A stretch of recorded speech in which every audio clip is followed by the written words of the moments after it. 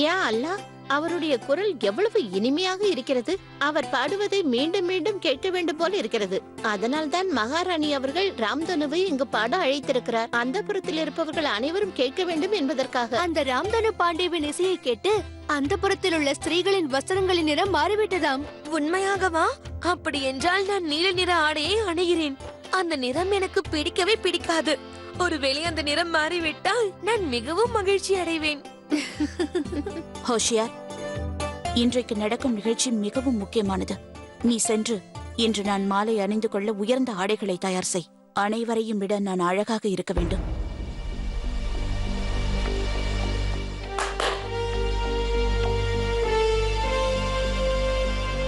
சென்று மது கொண்டு வாருங்கள்.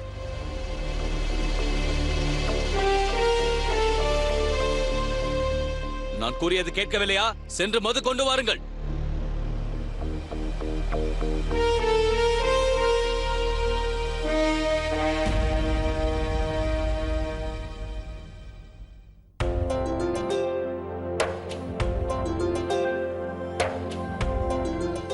என்னவாயிற்று ஜலால்?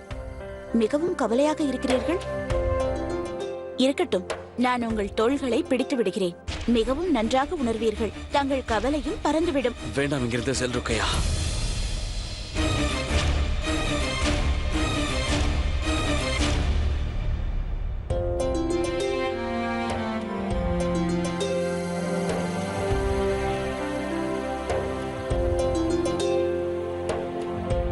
ஜலால், நீங்கள் எதற்காக கவலையாக இருக்கிறீர்களோ?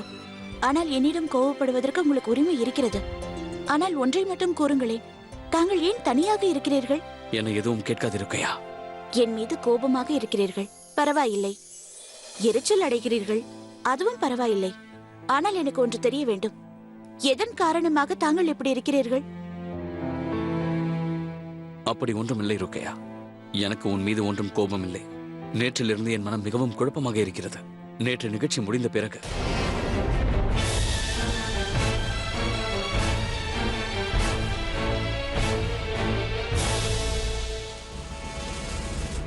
ஆதாப் சகின்ஷா, மகாராணி தங்களை சந்திக்க வேண்டும் என்று வந்திருக்கிறார். அதற்கு எந்த அவசியமும் இல்லை. அவர்களை உள்ளே அனுப்பிவை. ஜலால், இதை பற்றி நாம் பிறகு விவாதிக்கலாம்.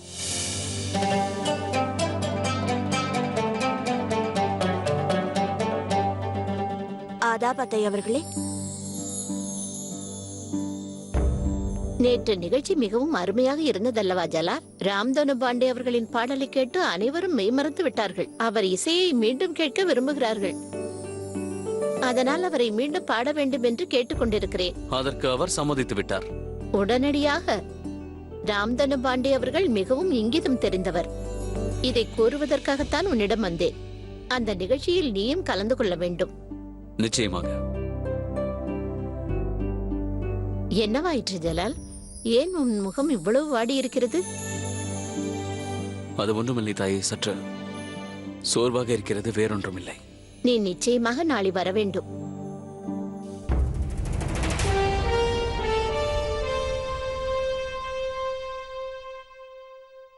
ஜலால் எதற்கு கோபமாக இருக்கிறார்? தாங்கள் எனது அறைக்குள் வருவதற்கு முன்பு என்னுடைய அனுமதி கேட்டு வர வேண்டும் என்பதை மறந்துவிட்டீர்களா? எனக்கு ஞாபகம் இருக்கிறது ருக்கையா. அதோடு நான் இப்போது கூற வந்திருப்பது முக்கியமான விஷயம் என்பதை தெரிந்து கொள்ளுங்கள். ஜலால் பேகம் ஜோதாவிடம் சென்று இருக்கிறார். ஆனால் ஜோதா அவரை நிராகரித்து விட்டாள். பேகம் ஜோதா உங்களின் இடத்தை நெருங்கிவிட்டார், மிகவும் நெருங்கிவிட்டார். பேகம் ஜோதா உங்களிடம் நெருங்குவதை நீங்கள் தான் தக்க சமயம் தடுக்க வேண்டும். பேகம் ஜோதாவை பற்றி எனக்கு எந்த கவலையும் இல்லை. நீங்கள் உங்கள் இடத்தை தக்க வைத்துக் கொள்வதற்கு இதுவரை ஏதாவது செய்திருக்கிறீர்களா பேகம் ருக்கையா? என்னை இழிவுபடுத்தி தாழ்த்துவதற்கு முயற்சிக்காதீர்கள் மகாமங்கா. அவ்வாறு செய்வதற்கு எனக்கு எந்த அவசியமும் இல்லை. ஒரு மனைவிக்கு கணவனிடம் இருக்க வேண்டிய இடத்தை ஞாபகப்படுத்தத்தான் நான் இங்கு வந்திருக்கிறேன். ஒரு பேகம் தன்னுடைய இடத்தை தக்க வைத்துக் கொள்வதற்கு என்ன செய்ய வேண்டும்? என்ன? திசை திருப்புங்கள். பேகம் ஜோதாவிடம் ஜலாலுக்கு இருக்கும் கவனத்தை திசை திருப்புங்கள். தற்சமயம் ஜலால் பேகம் ஜோதாவை வெறுத்த வண்ணம் இருக்கலாம். ஆனால் ஒன்றை நினைவில் வைத்துக் கொள்ளுங்கள். அளவு மீறிய அன்பும் அளவு மீறிய வெறுப்பும் தன் இடத்தை மாற்ற வல்லது. என்ன சொல்ல வருகிறீர்கள்? நான் கூற வருவது என்னவென்றால், அவர்களை பிரிக்கும் மார்க்கம் எனக்கு தெரியும். தாங்கள் என்ன செய்ய வேண்டுமோ அதை செய்யுங்கள். ஆனால் என்னை இதில் ஈடுபடுத்தாதீர்கள். இது உங்களுடைய விருப்பம் ருக்கையா. இதில் நீங்கள் பங்கேற்கவில்லை என்றால் அது உங்களுடைய விருப்பம். ஆனால் நான் என் கடமையை செய்யத்தான் போகிறேன். உங்களுக்கும் ஜலாலுக்கும் நடுவில் வேறு ஒருவர் வருவதில் எனக்கு விருப்பமில்லை. ராஜபுத்திரி ஸ்திரீ நுழைவதில் எனக்கு விருப்பமே இல்லை.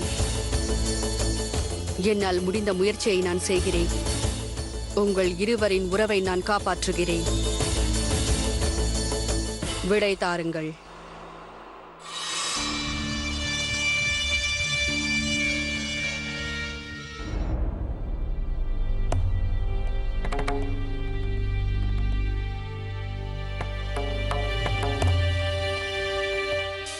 ஷேன்ஷா,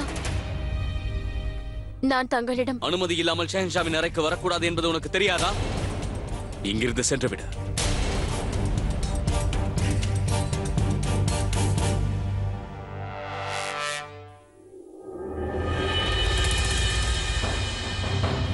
இப்பொழுது நான் உள்ளே வரலாமா ஷேன்ஷா? அனுமதி இல்லை.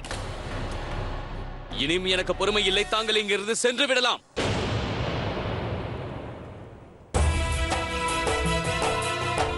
நான் கூற வந்ததை கூறியே தீருவேன். நீங்கள் அனுமதி கொடுத்தாலும் சரி, கொடுக்காவிட்டாலும் சரி, தவறு என்று தெரியும். அதற்கு என்ன தண்டனை கொடுத்தாலும் நான் ஏற்றுக்கொள்வேன். ஆனால் நீங்கள் நான் கூறுவதை கேட்டே ஆக வேண்டும். அனைவரும் செல்லுங்கள். நேற்று இரவு அந்த சம்பவத்தை என்னால் இன்னும் மறக்க முடியவில்லை. என்னாலும் அதை மறக்க முடியவில்லை ஷேன்ஷா. எனக்கு நன்றாக ஞாபகம் இருக்கிறது. நான் மடலில் என்ன எழுதினேன், அதில் என்ன எழுதி இருந்தது என்பது எனக்கும் நன்றாக ஞாபகம் இருக்கிறது. என்னை அங்கு வரவழைத்து பின்பு என்னை அவமானப்படுத்தி விட்டீர்கள். இதுவரை என்னை யாரும் இதுபோல் செய்ததில்லை. அது ஞாபகம் வரும்போதெல்லாம் எனக்குள் நெருப்பு எரிகிறது. ஷேன்ஷா, தாங்கள் நான் கூறிவிட்டேன் ஜோதா பேகம். அந்த இடத்தில் நான் இல்லாமல் வேறு யாராவது இருந்திருந்தால் உங்கள் தலையை வெட்டி எரிந்திருப்பார்கள். நானாக இருந்ததால் உங்களை மன்னித்து விட்டேன். உங்கள் முகத்தை பார்க்க கூட எனக்கு விருப்பமில்லை. சென்று விடுங்கள். சென்று விடுகின்றேன். ஆனால் நேற்று நடந்ததை தெளிவுபடுத்திவிட்டு செல்கிறேன். உங்களை கோபப்படுத்தியது உண்மைதான். நீங்கள் அப்போது தெளிவில்லாமல் இருந்தீர்கள். ஒரு நட்பை சரீர பந்தமாக மாற்ற நினைத்தீர்கள். அப்பொழுது உங்கள் கண்களில் ஒரு ஸ்திரீயின் மீதுள்ள மோகத்தை தவிர காதல் இல்லை. நிச்சயமாக ஜோதா பேகம், உங்கள் மீது எனக்கு காதல் இல்லை. அதுவும் இல்லாமல் நான் உங்களை காதலிப்பேன் என்று எவ்வாறு நினைத்தீர்கள்? தாங்கள் என்ன உங்களை பேரழகி என்று நினைக்கிறீர்களா? நீங்கள் சொடுக்கப்பட்டவுடன் நான் உங்கள் பின்னால் வந்து விடுவேன் என்று எண்ணினீர்களா? நான் அழைத்தால் 1000 அழகிகள் வருவார்கள். அதை ஞாபகம் வைத்துக் கொள்ளுங்கள் ஜோதா பேகம். இங்கிருந்து சென்று விடுங்கள். தொந்தரவுக்கு மன்னிக்க வேண்டும் ஹுசூர். மகா மந்திரியார் அவர்கள் தங்களை நான் வருகிறேன் என்று கூறுங்கள்.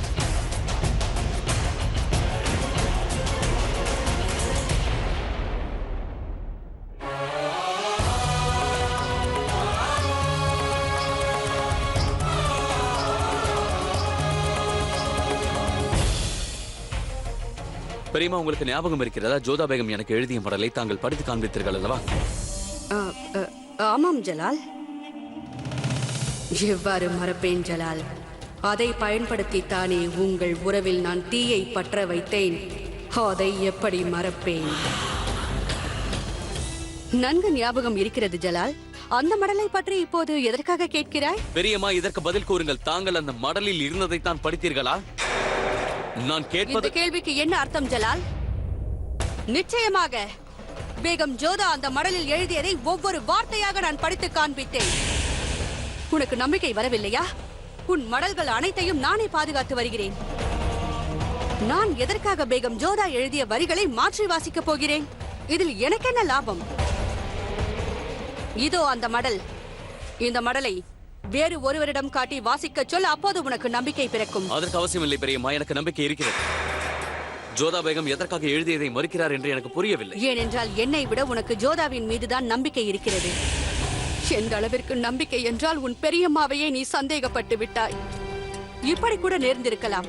பேகம் ஜோதா தங்களுக்காக இந்த மடலை எழுதும் பொழுது ஏதாவது தவறு நேர்ந்திருக்கலாம். இல்லை என்றால் என்னை மன்னித்து விடு ஜலால். ஒருவேளை ஜோதா உன்னை பழி வாங்குவதற்காக எழுதிவிட்டு இல்லை என்று கூறியிருக்கலாம்.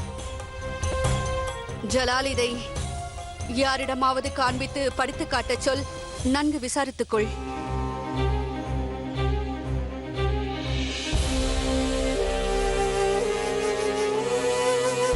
அதற்கு அவசியமில்லை என்று நான் கூறினேன் அல்லவா? ஆனால் சரி, போகட்டும், விடு ஜலால். ஷேன்ஷா யாரையும் நம்புவது நல்லதல்ல. நீ மிகுந்த கவலையோடு தென்படுகிறாய். இந்த சமயத்தில் மனதுக்கு மாறுதல் ஏற்பட்டால் ஆறுதலாக இருக்கும். மகாராணியின் வேண்டுகோளுக்கு இணங்கி ராம்தனு பாண்டே அவர்கள் இன்றும் நம் தர்பாரில் பாடுவதற்கு சம்மதம் தெரிவித்திருக்கிறார். நீ சென்று நிகழ்ச்சிக்கு தயாராகி வா ஜலால். எனக்கு விருப்பமில்லை பெரியம்மா. ஜலால், நீங்கள் ஒரு ஷெஹன்ஷா. விருப்பம் இல்லை என்றாலும் ஷெஹன்ஷா இது போன்ற காரியங்களை செய்துதான் ஆக வேண்டும். நான் ஒன்றை கூறவா? நீ இன்று நிகழ்ச்சிக்கு செல்வதற்கு ஒரு முக்கியமான காரணம் இருக்கிறது.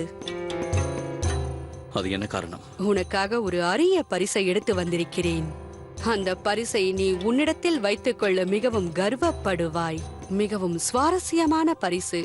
பார்க்க விரும்புகிறாயா?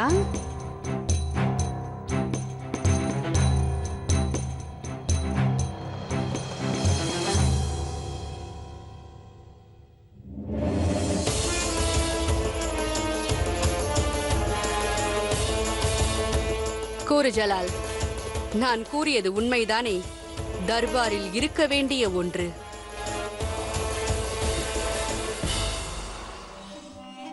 ஹுசூர், தங்களின் புன்னகைக்கு காரணம் என்னவென்பதை தாங்கள் என்னிடம் கூறக்கூடாது என்று ஏதாவது இருக்கிறதா?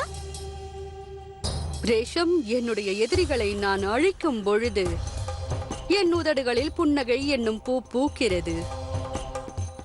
பேகம் ஜோதாவிற்கு இந்த அந்தப்புறத்தில் தன்னுடைய இடம் எங்கே என்பது புரிய வரும். பேகம் ஜோதாவின் கனவு கோட்டை உடைந்துவிடும். பிறகு என் கனவு நிஜமாகிவிடும்.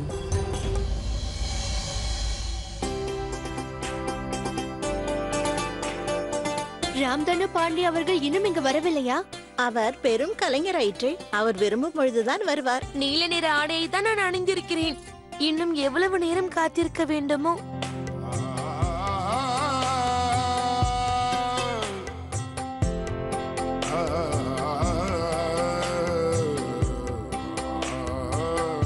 இங்கிருக்கும் அனைத்து ஸ்திரீகளுக்கும் இந்த ராம்தனு பாண்டேவின் வணக்கங்கள்.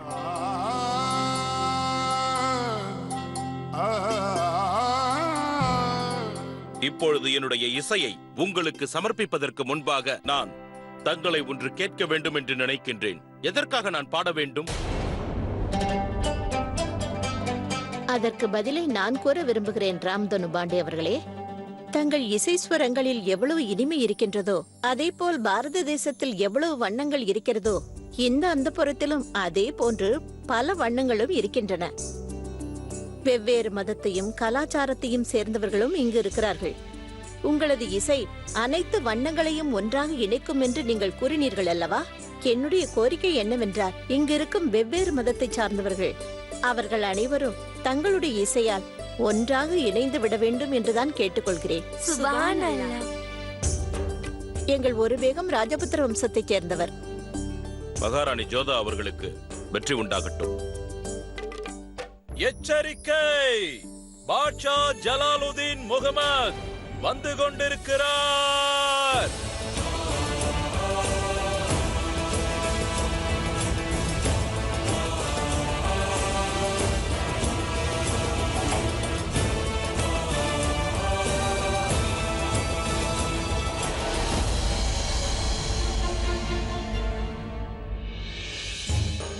இந்த நிகழ்ச்சியில் இன்று அனைவரின் முன்பாக எனது விசேஷமான பேகம் இன்று இந்த சிம்மாசனத்தில் என்னுடன் வந்து அமர்ந்து இதை அலங்கரிக்குமாறு கேட்டுக்கொள்கிறேன்.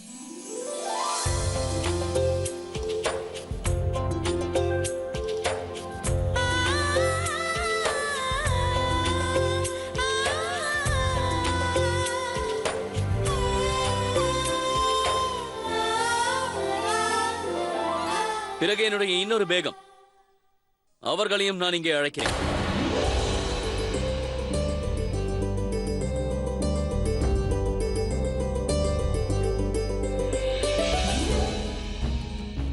இப்போதுதான் நான் அவர்களை அங்கீகரித்தேன்.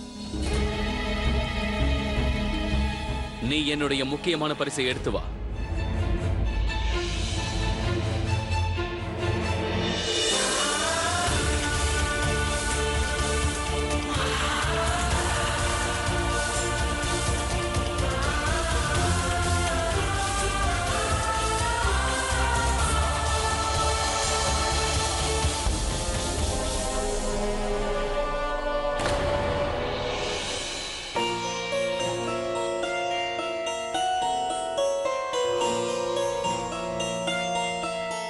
இந்த திரையை அகற்றிவிட வேண்டும். இதை நான் மறந்தே விட்டேன்.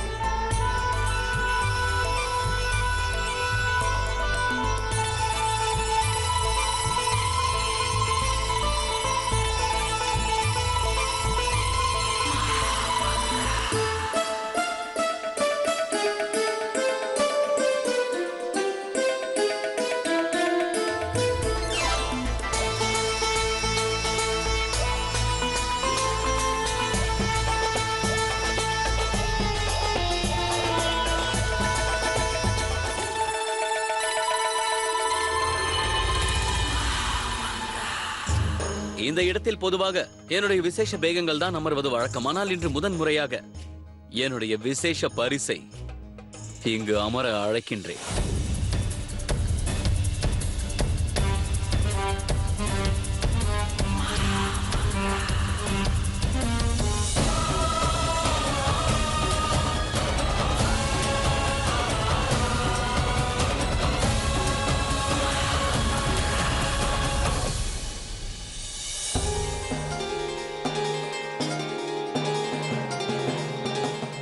என்னவாயிற்று ராம்தனு அவர்களே? நீங்கள் எனது வாளின் கூர்மையை பார்த்தீர்கள் அல்லவா? அதே போல் அவளது விழியும் இருக்கிறது அல்லவா? நிச்சயமாக. மனம் நிலை இழந்தது, ஸ்வரங்களும் நிலை தடுமாறியது.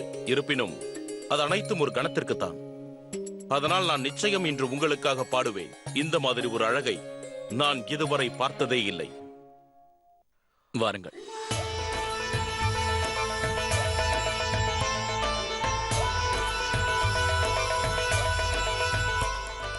ஷேன்ஷா இவள் பெனசீர், அபுமாலியின் அந்தப்புறத்தில் முக்கியமானவள். வாருங்கள், எனது அருகில் வந்து அமருங்கள்.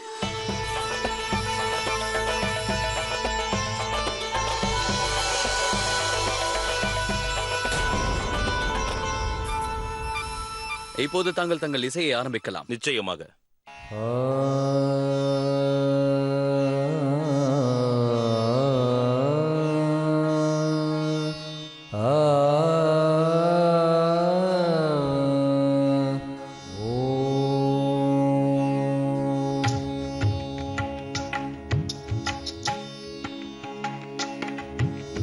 इन आँखों में तुम जब से बसे हो, सारा जग रूप तेरा.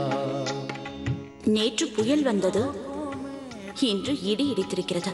जब से बसे हो, सारा जग रूप तेरा. प्रीत का ये रंग अब तो तेरे संग और भी हो गया गहरा. इन आँखों में तुम जब से बसे हो, सारा जग பெரியம்மா, रूप तेरा. दानी रे रे रे रे सारे गा गा मरे साधानी रे रे रे रे सारे गा. பேகம் ஜோதா, உங்களிடம் ஒன்று கூற வேண்டும். இப்பொழுதே கூறட்டுமா இல்லை? கூறுங்கள். சரி, உங்கள் விருப்பம்.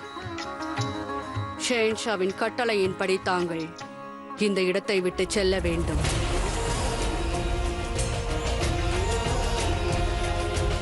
இந்த சமயத்தில் நீங்கள் இங்கு இருப்பது ஷெஹன்ஷாவிற்கு சிறிதும் பிடிக்கவில்லை.